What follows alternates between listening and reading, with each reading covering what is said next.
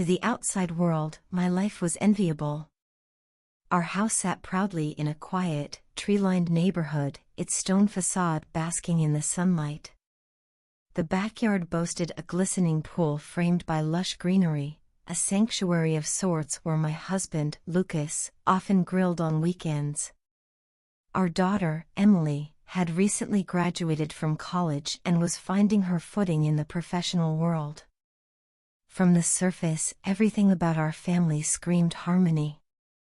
But under that perfect mask, cracks had long begun to show. Lucas and I hadn't truly spoken in months, and our conversations had turned into a series of disjointed exchanges, reminders about bills, questions about schedules, and polite nods during dinner. The warmth that once defined us had cooled into an unsettling silence. I didn't notice how lonely I'd become until one late spring afternoon when Emily brought her childhood friend, Caleb, over for a swim. Caleb had been a constant presence in our lives when they were kids, but it had been years since I last saw him.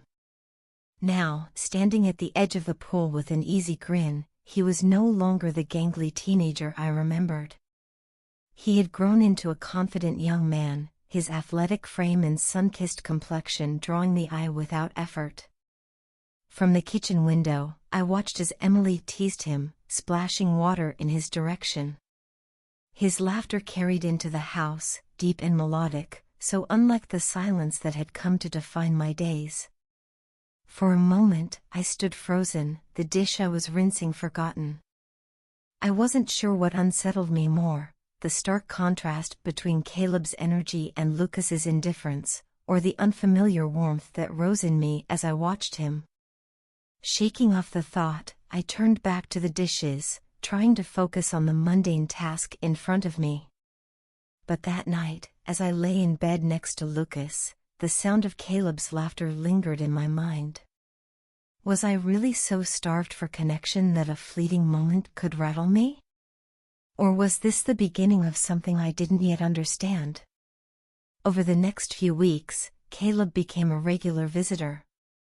He and Emily spent hours together by the pool or in the living room, laughing at jokes I didn't understand and reminiscing about childhood memories. At first, I told myself I was simply happy to see Emily so carefree.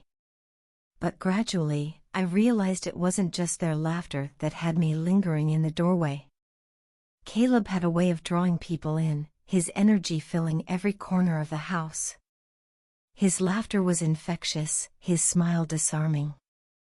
I began noticing things I hadn't before, the subtle way he held eye contact during a conversation, the confident tilt of his head when he spoke, the way his voice could command a room without raising in volume. One afternoon, I was in the kitchen preparing dinner when Caleb stepped inside. Emily had gone out to pick up a few things, leaving the two of us alone for the first time. "Mrs. Carter, mind if I grab a drink?" he asked, his tone light and casual. "Of course," I replied, turning to face him. "And please, call me Laura. Mrs. Carter makes me feel ancient." He chuckled, his smile spreading easily across his face. "Laura it is." As he reached for a glass, our hands brushed for the briefest of moments. It was nothing, really. A fleeting touch. But it sent an unexplainable warmth through me. I pulled my hand away quickly, embarrassed by the sudden flutter in my chest. "Sorry about that," he said, his voice tinged with amusement. "Didn't mean to startle you." "It's fine," I murmured, hoping the blush on my cheeks wasn't as obvious as it felt. After he left the room, I stood at the counter, gripping the edge and willing my heart to stop racing. What is wrong with me? I thought. He was just being polite, friendly even. But the way he looked at me, with an intensity that felt both inviting and dangerous, left me shaken. That evening, I found myself sitting by the pool after everyone else had gone to bed. The moonlight danced on the water, and the air was still and quiet. I replayed the moment in my mind, trying to rationalize my reaction. "It's nothing," I whispered to myself, my voice barely audible over the gentle rustling of the trees. "Just a harmless crush. It'll pass." But deep down, I knew better. The flicker of something more had already taken hold, and no matter how much I tried to ignore it, it wouldn't fade away so easily. The days that followed seemed to pass in a haze. I found myself noticing Caleb more than I should, the way his hair fell over his forehead when he laughed, the smooth confidence in his voice when he told stories, the way his eyes would catch mine for just a second too long. It was dangerous, this awareness of him. But the more I tried to suppress it, the more it consumed my thoughts. One afternoon, as I walked through the living room with a basket of laundry, I caught sight of Caleb and Emily in the backyard. They were playing a game of catch with an old frisbee, their laughter ringing out in the warm summer air. I paused at the window, the basket heavy in my arms, watching as Caleb lunged to catch a wayward throw. His movements were effortless, his body strong and agile. He turned back to Emily, grinning triumphantly, and then, he looked up at the window. Our eyes met. My breath caught in my throat, and I froze, unsure of whether to wave or step away. His grin softened into something else, a look I couldn't quite place but which sent a ripple of unease through me. I quickly turned and hurried upstairs, my heart pounding in my chest. That evening, as I stood in the kitchen cleaning up after dinner, Caleb came in again. This time, his steps were unhurried, his presence filling the room. He leaned casually against the counter, a bottle of water in his hand. "You seem distracted lately," he said, his voice low and thoughtful. "Everything okay?" I hesitated, unsure of how to respond. "Just a lot on my mind," I said finally, keeping my tone light. "Anything I can help with?" he asked, his gaze steady. There it was again, that unspoken tension between us.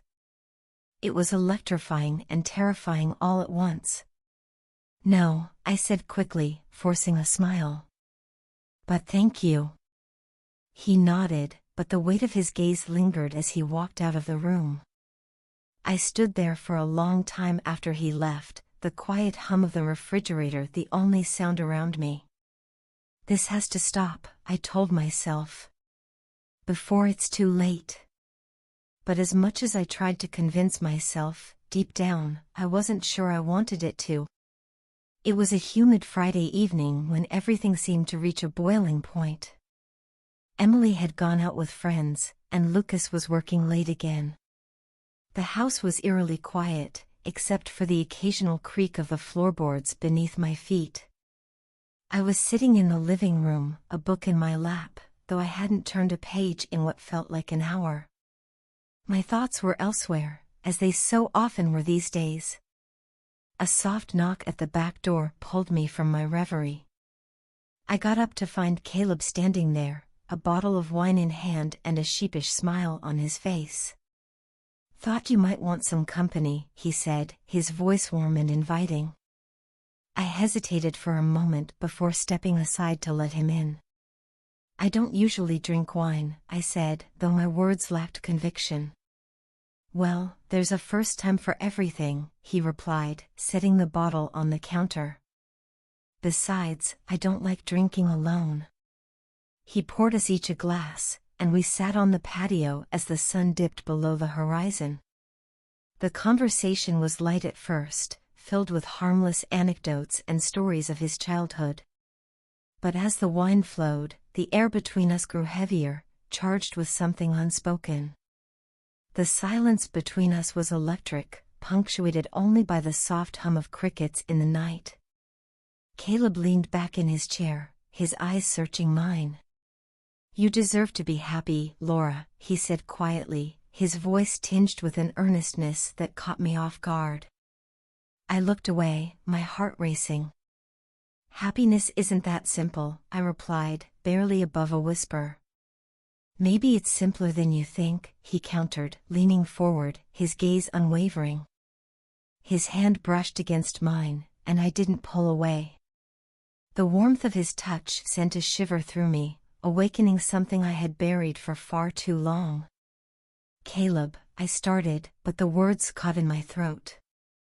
I couldn't finish the thought, couldn't bring myself to name the storm of emotions swirling inside me. He didn't say anything, just watched me, his expression unreadable. The distance between us seemed to shrink, the air growing heavier with every passing second. And then, without thinking, I closed the gap. Our lips met in a hesitant kiss, the kind that spoke of uncertainty and longing all at once. Time seemed to freeze, the world around us fading into nothing. For the first time in years, I felt seen, felt alive. But as quickly as it began, reality crashed back in. I pulled away, my cheeks flushing with guilt. "This was a mistake," I said, my voice trembling. Caleb looked at me, his expression soft but resolute. "I don't think it was," he said simply. I stood abruptly, my hands shaking. "You should go," I managed, avoiding his gaze. He nodded, standing as well. "If that's what you want," he said, his tone steady. But as he walked away, I couldn't help but feel that I had crossed a line I could never uncross. That night, I lay awake, the weight of what had happened pressing down on me. I had everything to lose, my family, my marriage, my sense of self. And yet, I couldn't shake the memory of Caleb's touch, the way it made me feel. In the darkness, a single thought repeated in my mind: what have I done?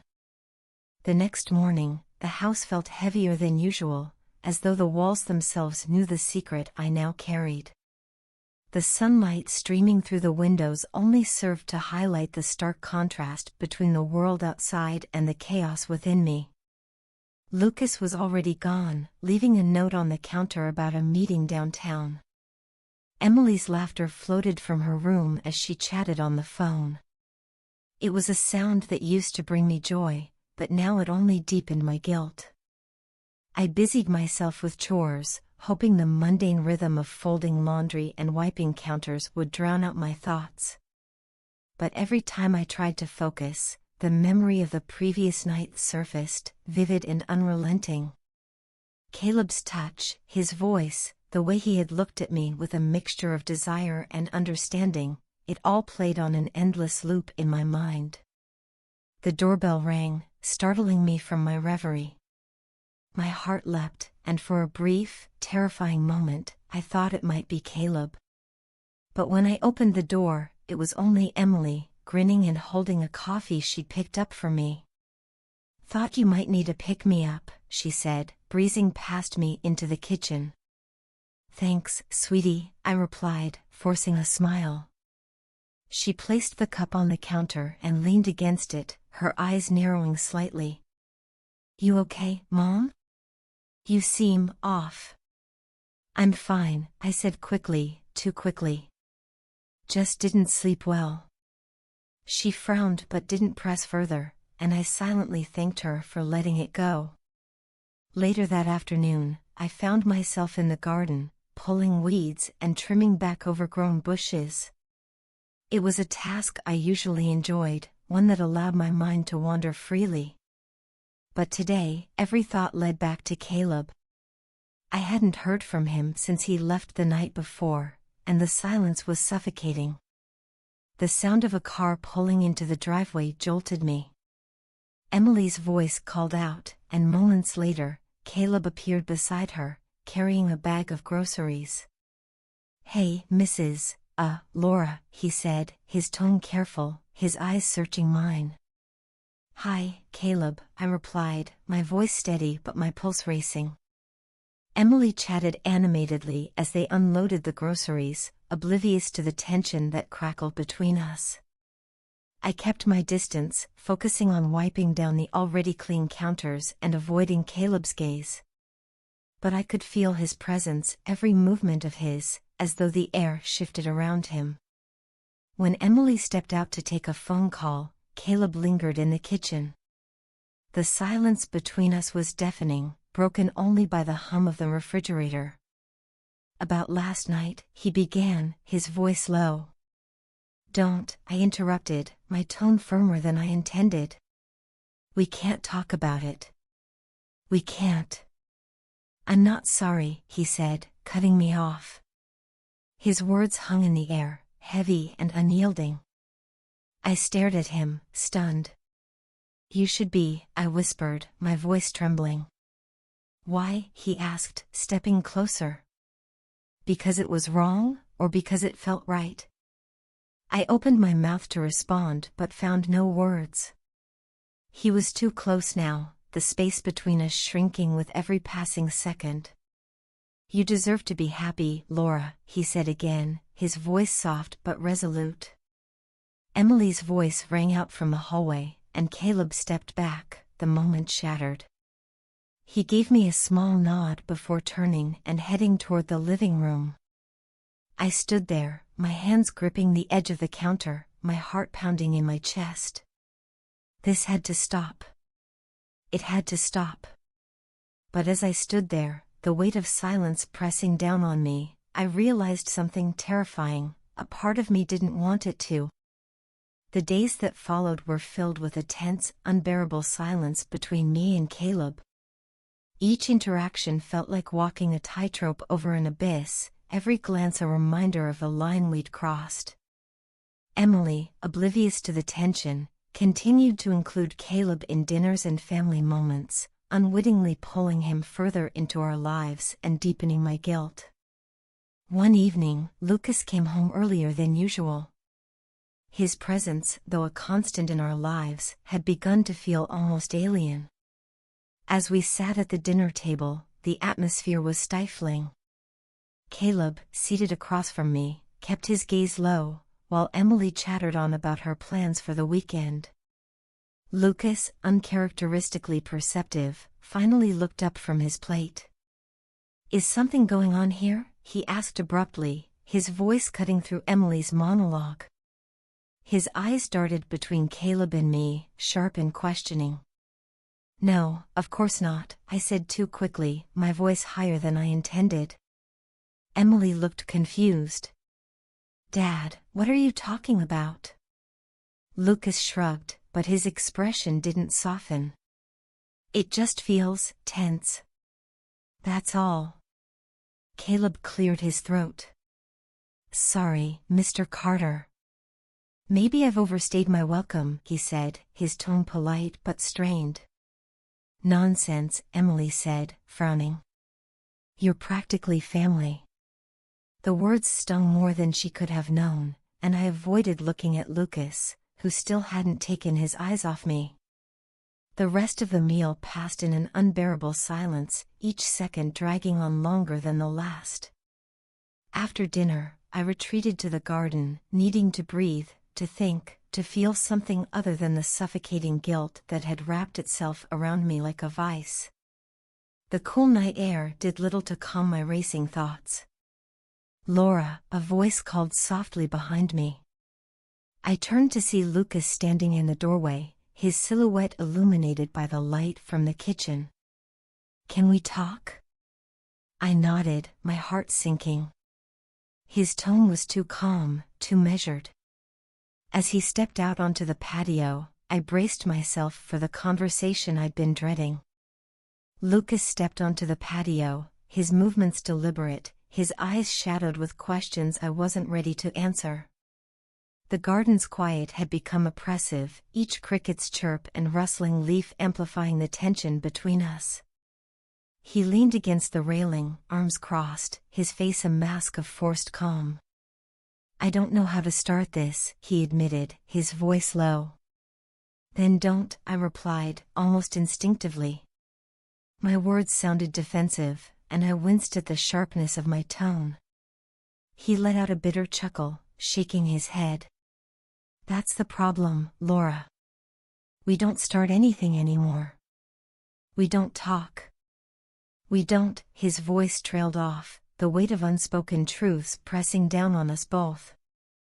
I stayed silent, staring at the cracks in the patio tiles.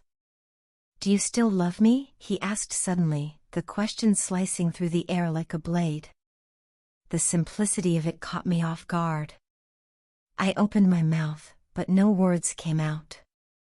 My silence hung between us, louder than any answer I could have given. He nodded slowly, the hurt in his eyes impossible to ignore. "That's what I thought," he said, his voice breaking slightly. "It's not that simple, Lucas," I said finally, my voice trembling. "Then explain it to me," he demanded, his calm veneer slipping. "Explain why you've been so distant. Explain why you flinch when I touch you. Explain why it feels like there's someone else." My heart plummeted, and I froze, unable to meet his gaze. "There is someone else, isn't there?" he pressed, his voice rising with each word. I shook my head instinctively, but the denial felt hollow even to me. "No, Lucas. There's no one else," I said, barely above a whisper. He stepped closer, his eyes searching mine for some hint of the truth. "Then why does it feel like I've already lost you?" The vulnerability in his voice shattered something inside me. I wanted to tell him everything, to unburden myself of the guilt that had been suffocating me. But the thought of admitting the truth, of watching the last remnants of our marriage crumble, was too much to bear. "I don't know," I whispered, tears streaming down my face. Lucas let out a long breath, running a hand through his hair. "I can't keep doing this, Laura. I can't keep pretending everything is fine when it's clearly not." His words echoed in my mind long after he turned and walked back into the house, leaving me alone in the garden. The weight of his accusations, his pain, was almost unbearable. As I sat there, the memory of Caleb's touch resurfaced, unbidden and unwanted. It was a reminder of how far I'd strayed, of the line I'd crossed and the trust I'd betrayed. I knew then that I couldn't continue living like this, caught between the life I'd built and the one I'd been tempted to escape into. Something had to give. The question was, what would break first? Thank you for joining me on this emotional journey. Stories like this remind us of the fragility of trust and the importance of choices. I want to sincerely apologize for any discomfort this story may have caused and for any imperfections in its telling. Your feedback means the world to me, and I'm always open to learning and improving. If there's anything you'd like to share, your thoughts, your own stories, I'd love to hear them in the comments. Let's continue to grow and reflect together. Thank you for your support and understanding. Stay tuned for more stories that explore the complexities of life and the human heart.